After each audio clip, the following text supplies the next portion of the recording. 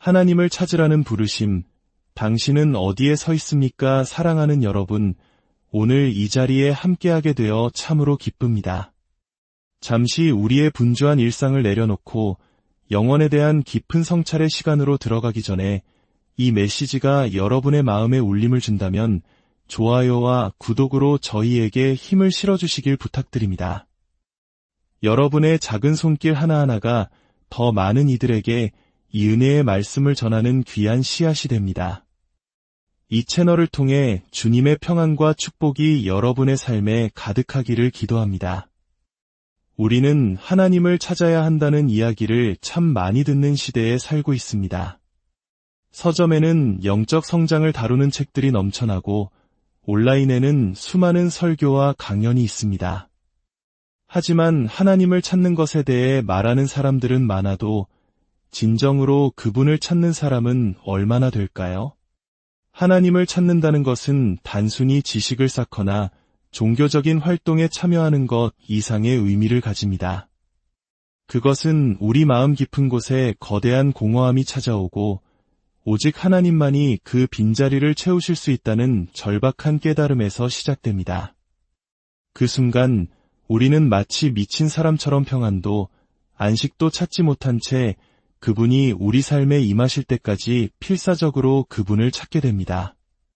젊은이 여러분, 여러분에게 필요한 것은 이 자리에서 얻을 수 있는 지식 그 이상입니다. 여러분은 하나님을 직접 찾아야만 합니다.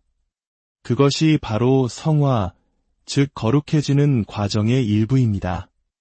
만약 여러분이 진정으로 하나님께 속한 자녀라면 그분은 여러분의 남은 평생에 걸쳐 마음속에 깊은 갈망을 만드시고 그 필요를 드러내실 것입니다. 하나님께서는 당신의 자녀가 세상의 그 어떤 하찮은 것들로 만족하는 것을 결코 허락하지 않으십니다. 오히려 그분은 당신을 몰아가시고 세상의 헛된 영광과 만족감을 모두 빼앗으실 것입니다. 그리고 마침내 당신이 그분을 찾도록 만드실 것입니다. 때로는 그저 소리치고 싶을 때가 있습니다. 지금 바로 그분을 찾으십시오. 그러면 만나주실 것입니다. 21세기의 가장 큰 문제 중 하나는 우리가 과거에 하나님께서 행하신 일들에 대해서는 많이 이야기하면서도 바로 지금 이 시대에 그분이 행하실 일의 실제에 대해서는 아는 이가 거의 없다는 것입니다. 기도를 통해 하나님께서 당신에게 임하시면 그분은 세상 그 무엇보다도 실제적인 존재가 되십니다. 그 임재가 너무나도 강력하여 그분이 당신에게 복을 주러 오셨는지 아니면 당신을 죽이러 오셨는지 분간할 수 없을 정도의 경외감에 휩싸이게 됩니다. 하나님을 아는 것, 이것이 바로 영원한 생명입니다. 제 삶을 돌아보면 하나님을 향한 추구는 두 가지 방식으로 시작되고 계속되었습니다. 첫째는 성경 말씀을 깊이 연구하며 하나님에 대한 위대한 생각들을 품는 것입니다. 많은 분들이 처음 신앙생활을 시작하며 로마서 3장 23절 모든 사람이 죄를 범하였음에 하나님의 영광에 이르지 못하더니 라는 구절을 암송했을 것입니다. 하지만 이 짧은 한 구절 속에만 영원토록 머물러도 그 깊이를 다 헤아릴 수 없습니다. 성경에는 평범한 것이 단 하나도 없습니다. 우리는 이 시대의 하찮은 장난감들을 버리고 하나님에 대한 위대한 생각들을 추구하도록 부름받았습니다. 당신 앞에서 그분이 더 위대해질수록 당신은 더욱 그분을 찾게 될 것입니다. 두 번째 방식은 하나님께서 당신을 수백만 조각으로 깨뜨리시는 것입니다. 그분의 무조건적인 사랑의 강한 팔로 당신을 감싸 안으시고 때로는 당신의 삶에서 무언가를 끊어내고 덜어내시며 때로는 더하시며 그분의 섭리로 당신의 삶을 이끌어 가십니다. 어떤 사람이 거듭났는지 알 수 있는 증거는 많지만 제 생각에 가장 위대한 증거 중 하나는 바로 신자의 삶에 나타나는 피할 수 없는 하나님의 섭리입니다. 하나님은 당신을 끝까지 추격하실 것입니다. 당신은 그분께 속해 있으며 그분은 다른 어떤 길도 용납하지 않으십니다. 그분은 질투하시며 열심을 내시는 하나님이시기 때문입니다. 그러므로 당신이 그분께 속했다면 당신은 그분을 찾게 될 것입니다. 단순히 새로운 본성을 받았기 때문만이 아니라 당신의 마음속에 성령이 거하시기 때문만이 아니라 그분의 섭리가 당신에게 그것을 요구할 것이기 때문입니다. 그분은 당신의 사역을 앗아가실 수도 있고 세상의 기쁨을 거두어 가실 수도 있습니다. 당신이 온전히 그분께 속하도록 하기 위해서라면 그분은 어떤 대가도 아끼지 않고 모든 것을 행하실 것입니다. 오늘 저는 여러분과 함께 영원에 대해 이야기하고 싶습니다. 특히 주님의 말씀을 들으며 자라왔지만 그들에게 주어진 것이 얼마나 큰 특권이자 동시에 얼마나 두려운 책임인지 깨닫지 못하는 젊은이들에게 이 말씀을 전하고 싶습니다. 요한계시록 20장 11절부터 함께 보겠습니다. 또 내가 크고 흰 보좌와 그 위에 앉으신 이를 보니 땅과 하늘이 그 앞에서 피하여 간데 없더라. 또 내가 보니 죽은 자들이 큰 자나 작은 자나 그 보좌 앞에 서 있는데 책들이 펴 있고 또 다른 책이 펴졌으니 곧 생명책이라. 죽은 자들이 자기 행위를 따라 책들에 기록된 대로 심판을 받으니 바다가 그 가운데서 죽은 자들을 내주고 또 사망과 음부도 그 가운데서 죽은 자들을 내주매 각 사람이 자기의 행위대로 심판을 받고 사망과 음부도 불못에 던져지니 이것은 둘째 사망 곧 불못이라. 누구든지 생명책에 기록되지 못한 자는 불못에 던져지더라. 진정한 기독교 신앙은 위기, 즉 정면으로 마주하는 대면에서 시작됩니다. 우리는 사도 바울에 의해서 이를 완벽하게 볼 수 있습니다. 다마스쿠스로 향하던 그의 계획과 인생, 아니 그의 실제 전체가 산산조각 나고 완전히 대체되었습니다. 그는 먹지도 마시지도 못할 정도로 그의 삶의 모든 것이 무너져 내렸습니다.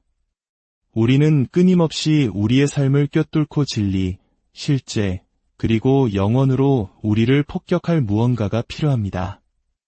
왜냐하면 원수 사탄이 가장 잘하는 일 중 하나는 영원하지 않은 것, 중요하지 않은 것들로 우리의 생각을 돌리는 것이기 때문입니다. 그것들은 나타났다가 사라지는 신기루와 같습니다. 우리는 그것들에 대해 너무나 많이 걱정하면서 우리 모두가 영원의 벼랑 끝에 한 발을 걸치고 서 있다는 사실을 잊고 살아갑니다. 이것은 단순히 더 나은 삶이나 편리함의 문제가 아닙니다. 이것은 생명과 죽음의 문제이며 천국과 지옥, 바로 영원에 대한 주제입니다. 이 사실이 우리의 마음과 생각의 불로 새겨져야만 합니다. 본문은 그 후에 라는 말로 시작합니다. 새 하늘과 새 땅이 임하기 전에 반드시 먼저 처리되어야 할 것이 있습니다. 바로 사탄이 쫓겨나고 심판받는 것입니다. 이 악의 근원이 처리되기 전까지는 어떤 선한 것도 나타날 수 없습니다.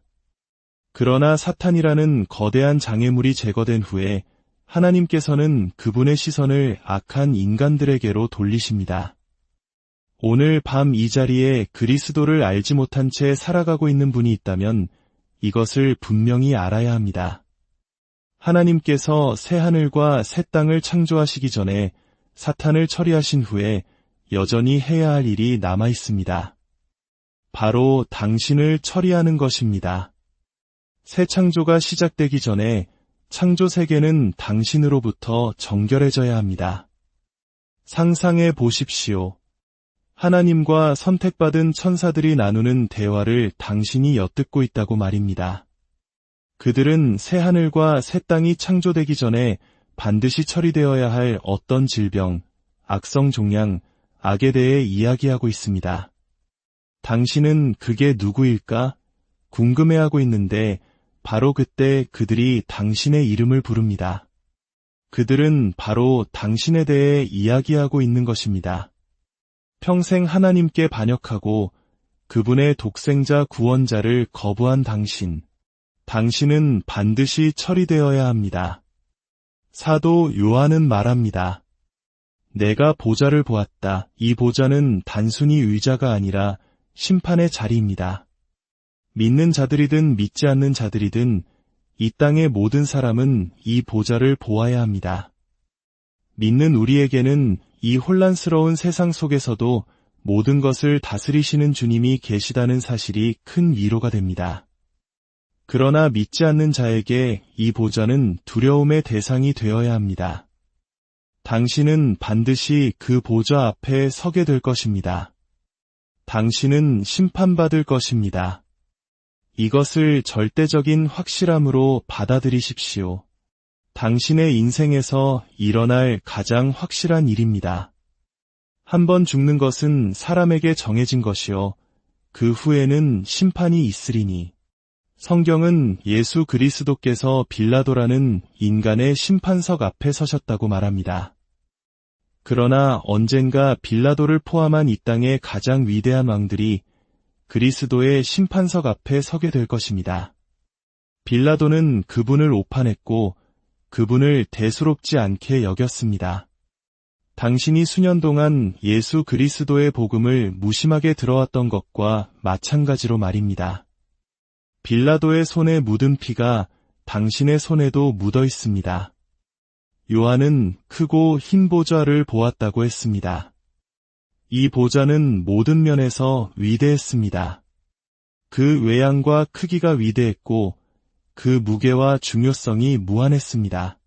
당신의 삶에는 무의미한 것들이 너무나도 많지만 다가올 시대에 우리가 마주할 가장 중요한 실체는 바로 이 보좌입니다.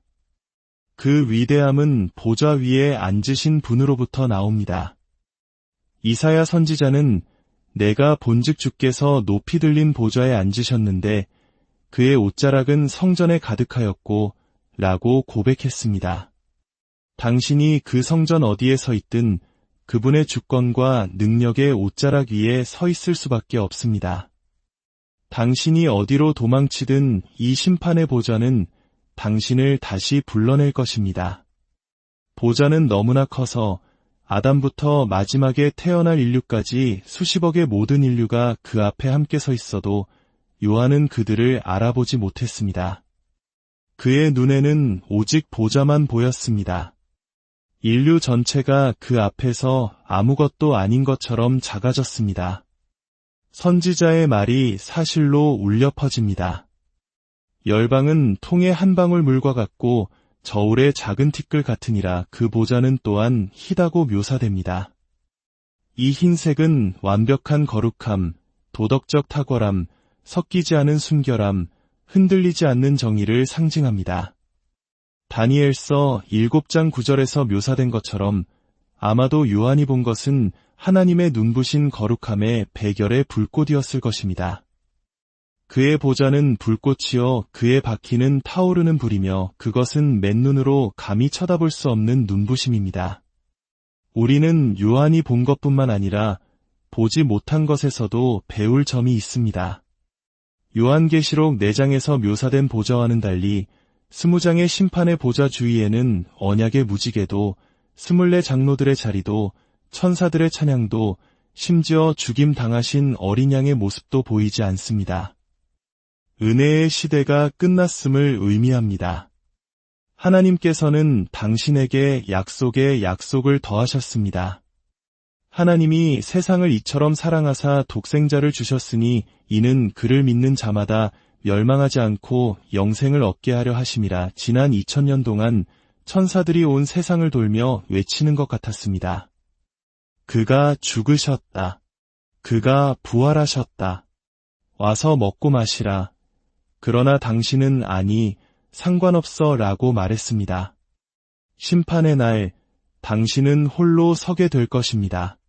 어떤 동정의 눈길도 외부의 도움도 없을 것입니다. 오직 당신과 하나님만이 계실 것입니다. 뇌성과 번개와 같은 경고의 소리도 더 이상 들리지 않을 것입니다. 당신에게 임하는 심판은 홍수처럼 덮쳐올 것이며 피할 길이 없을 것입니다.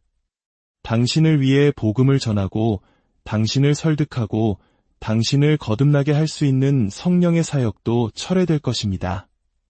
구원으로 가는 길은 끊어지고 당신이 믿음으로 걸어갈 수 있었던 잔잔한 바다는 이제 당신을 삼키는 쓰나미가 될 것입니다. 보좌 위에 앉으신 분은 바로 하나님이십니다. 당신이 이 신성한 통치를 좋아하지 않더라도 그것은 결코 변하지 않을 것임을 깨달으십시오. 다른 대통령이나 왕조, 다른 선거를 기다리지 마십시오. 그런 것은 없을 것입니다. 그분은 옛적부터 항상 계신 분이시며 그의 지혜와 위엄은 영원합니다. 모든 사람이 무신론자가 된다 해도 하나님의 영광은 조금도 줄어들지 않을 것입니다. 그분은 거룩하신 분입니다. 그분은 죄가 없으실 뿐만 아니라 당신과 구별되고 당신과 전혀 다른 분이십니다. 당신은 무엇을 마주하게 될지 모릅니다. 그러나 성경의 수많은 경고는 당신이 마주할 존재가 거룩하며 주님처럼 거룩한 분은 아무도 없다는 것을 알려줍니다. 그는 만물의 주인이시며 땅과 하늘의 소유자이십니다. 그분은 유일하고 복되신 주권자이시며 입법자이시며 온 땅의 심판자이십니다. 그리고 그분은 우리가 두려워해야 할 유일한 분입니다. 요한은 죽은 자들, 즉 큰 자들과 작은 자들이 보좌 앞에 서 있는 것을 보았습니다. 통치자와 백성, 귀족과 평민, 학식 있는 자와 무지한 자, 문명인과 야만인, 황제와 거지, 모두가 예외 없이 거기에 있었습니다. 그러나 그들에게는 흰옷도 종려나무 가지도 없었습니다. 오직 벌거벗은 죄인들이 가려지지 않은 전능하신 하나님의 위엄 앞에 서서 그들의 영원한 운명을 기다리고 있었습니다. 이것은 성경 전체에서 성령의 영감 아래 기록된 저자가 바로 당신을 보는 유일한 장면일 수 있습니다. 믿지 않는 당신의 모습이 바로 여기에 있습니다. 요한은 아마도 그 군중 속에서 공포에 질려 일그러진 당신의 얼굴을 보았을 것입니다. 당신은 그 죽은 자들의 일부입니다. 이것이 너무 극적으로 들리십니까? 만약 제 아이가 절벽 끝으로 걸어가고 있다면 제가 소리치는 것이 마땅하지 않겠습니까? 이것은 현실입니다. 당신은 지금 죽은 자이며 벌거벗은 채로 하나님의 벌거벗은 이엄 앞에 서 있습니다. 책들이 펼쳐져 있었습니다. 그 책들에는 모든 인간의 생각과 말과 행위에 대한 완전하고 철저한 기록이 담겨 있습니다. 당신은 당신이 행하고 생각했던 모든 것을 사람들의 눈과 마음으로부터는 숨길 수 있을지 몰라도 하나님으로부터는 결코 숨길 수 없습니다. 그분은 지식의 하나님이시며 그의 지식은 완전하고 그의 이해는 무한합니다. 하나님은 모든 사람의 은밀한 것을 심판하실 것입니다. 죽은 자들은 책에 기록된 대로 자기 행위에 따라 심판을 받았습니다. 그렇습니다. 당신은 구원받지 못한 채 당신의 행위로 심판받을 것입니다. 우리가 은혜로 구원받는 것은 사실이지만 마지막에 우리의 성품과 행위는 그 나무의 열매로서 시험대가 될 것입니다. 선한 열매를 맺지 못하는 나무마다 찍혀 불에 던져질 것입니다. 바다와 사망과 음부까지도 그 안에 있는 죽은 자들을 내어주었습니다. 다윗의 아들 예수께서 군대를 이끌고 오실 때 그분은 바다를 향해 명령하실 것입니다. 그러면 바다는 주님, 저에게 진노하지 마옵소서. 제가 그들을 내어드리겠습니다. 라고 말할 것입니다. 그분은 무덤을 향해 부르실 것이고 무덤은 당신을 보호해주지 않을 것입니다. 무덤은 주님, 제 안에 숨겨진 모든 자들을 당신께 넘겨드립니다. 라고 말할 것입니다. 당신이 어둠 속에서 행하고 생각했던 모든 것, 가장 악한 사람에게조차 알려지기 부끄러워했던 그 모든 것이 이제 눈부시게 빛나는 하나님의 거룩함 앞에서 드러나는 것을 상상해 보십시오. 누구든지 생명책에 이름이 기록되지 않은 자는 불못에 던져졌습니다. 예수님에 대해 가장 많이 말씀하신 분은 바로 예수님 자신이셨습니다. 우리가 지옥에 대해 아는 거의 모든 것은 예수 그리스도의 말씀에서 비롯된 것입니다. 내 사랑하는 친구여, 이 모든 것이 무엇을 의미합니까? 이제라도 회개하고 믿으십시오. 주님을 찾으십시오. 아직 희망이 있습니다. 그를 찾는 모든 자에게 자비를 베푸시는 분이십니다. 그분은 찾을 만한 때에 당신을 만나주실 것입니다. 아버지 하나님, 오늘 저희에게 긍휼을 베풀어 주심에 감사합니다. 눈먼 자들의 눈을 열어주시어 주님의 붓으로 그려진 이 영원한 실제를 보게 하여 주옵소서. 우리 각자가 자신의 길에서 돌이켜 우리의 행위가 아닌 오직 예수 그리스도의 은혜 안에서 피난처를 찾게 하여 주옵소서. 이 말씀을 듣고 마음에 새기는 모든 이들에게 주님의 평강과 은혜가 함께하기를 우리 주 예수 그리스도의 이름으로